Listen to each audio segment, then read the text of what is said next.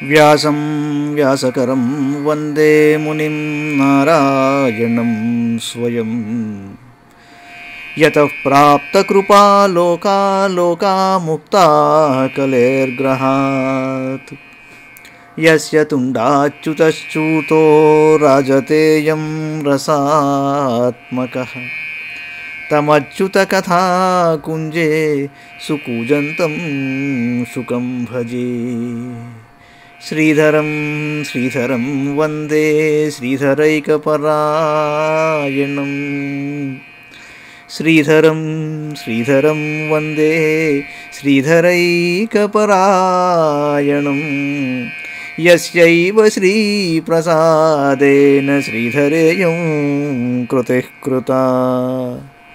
Radha భక్తిర్హరిర్జ్ఞానం తాభ్యాం yeah చ సమన్వితా తాం శ్రీ భాగవతీం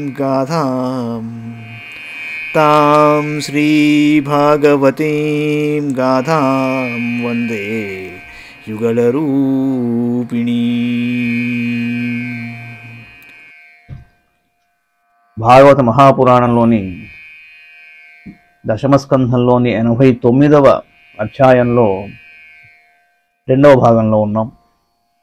శ్రీ శుక ఉవాచ ఏకదా ద్వారవత్యాం తు విప్రపత్న్యాః కుమారకః జాతమాత్రో భువం స్పృష్ట్వా మమార కిల భారత విప్రో గృహీత్వా ముదకం రాజద్వాజుపధాయ సహ ఇదం ప్రోవాచ విలపన్నాతురో దీనమానసః బ్రహ్మద్విషశరథి చఠధియో లుబ్ధస్య విషయాత్మనః ఛత్రబంధోః కర్మదోషాత్ పంచత్వం మేర్భకో గతః.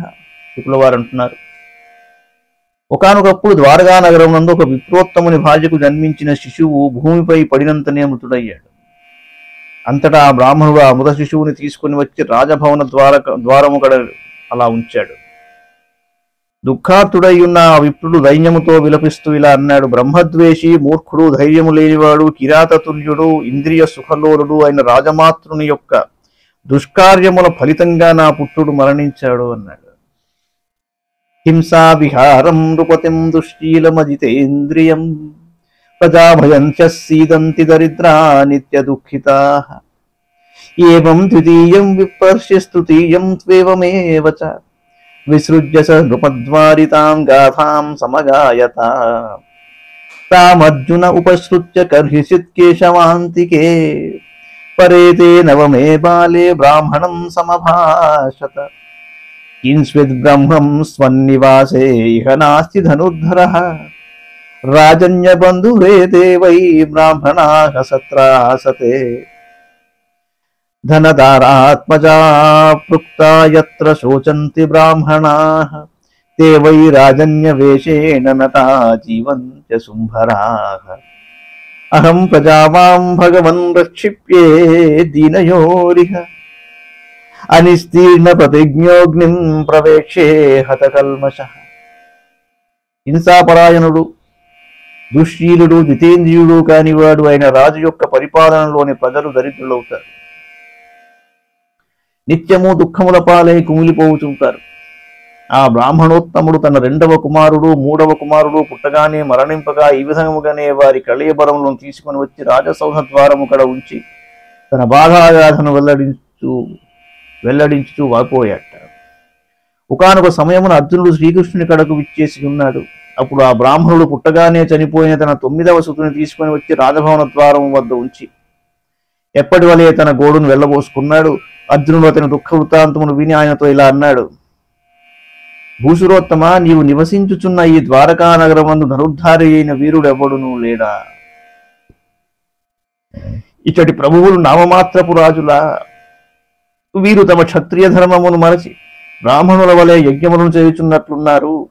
బ్రాహ్మణులు తమ ధనధాన్యములను భార్యాపుత్రులను కోల్పోయి దుఃఖించుచుండగా రాజ్యమును పాలించువాడు నిజమైన రాజు కానే కాడు. అతడు రాజువేషములో నటించుచు పొట్టపోసుకొనుచున్నట్టు వాడు. అతడు జీవక్షవతుల్యుడు.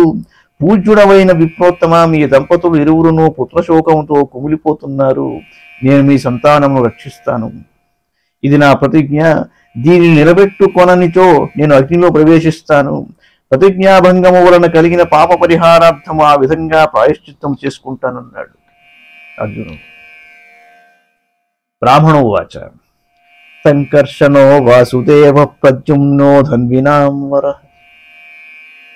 సంకర్షణో వాసుదేవ ప్రద్యుమ్నో ధన్వినాం వరః అనిరుద్ధో ప్రతిరథో న త్రాతుం శక్నువంతి యత్.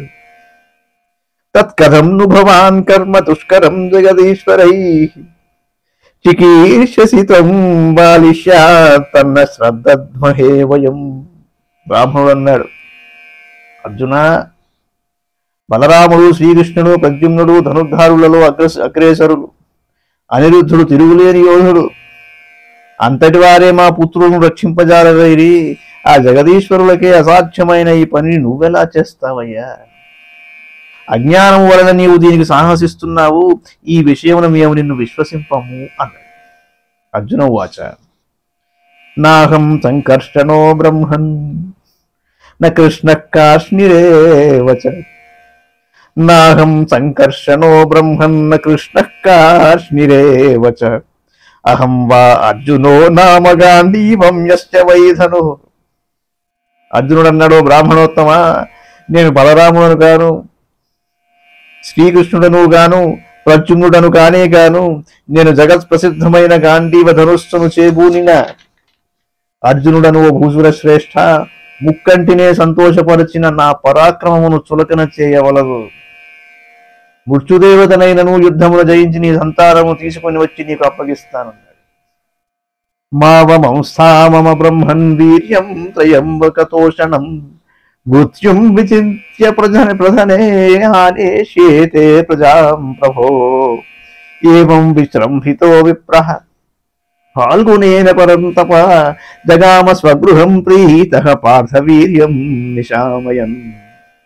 ప్రసూతికాలాసన్నే భార్యాయా ద్విజసప్తమః పాహి పాహి ప్రజాం మృత్యోరిత్యాహార్జునమాతురః. న ఉపస్పృశ్య శుచ్యంభో నమస్కృత్య మహేశ్వరం. దివ్యాన్యస్త్రాన్ని సంస్మృత్య సజ్జం గాంధీవమాదదే. న్యరుణత్సూతికాగారం శరైర్నానాస్త్రయోజితైః. తిర్యగూఢమదః పార్థశ్చకార శరపంజరం. తతః కుమారః సంజాతో విప్రపత్న్యారుదన్ముః. సద్యో దర్శనమాపేదే సశరీరో విహాయసా. తదాహ విప్రో విజయం వినిందన్ కృష్ణ సన్నిధౌ. మౌఢ్యం పశ్యత మేయోహం శ్రద్ధతే క్లీబకథనం. న ప్రద్యుమ్నో నానిరుద్ధో న రామో న చ కేశవః.